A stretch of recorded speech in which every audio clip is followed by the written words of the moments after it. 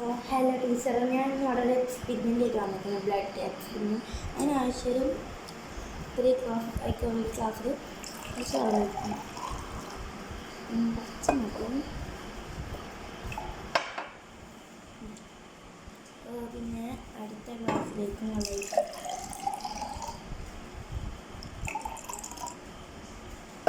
എത്ര മതി? 3 ക്ലാസ് വയ്ക്കും.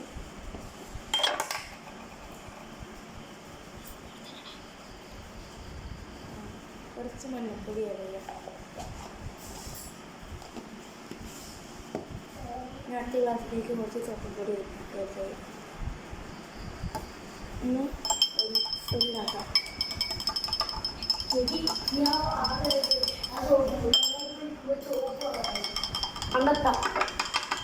അപ്പോൾ ഈ രണ്ടും പാടൊന്നും മറ്റേ ക്ലാസ്സിലേക്ക് നോക്കുക.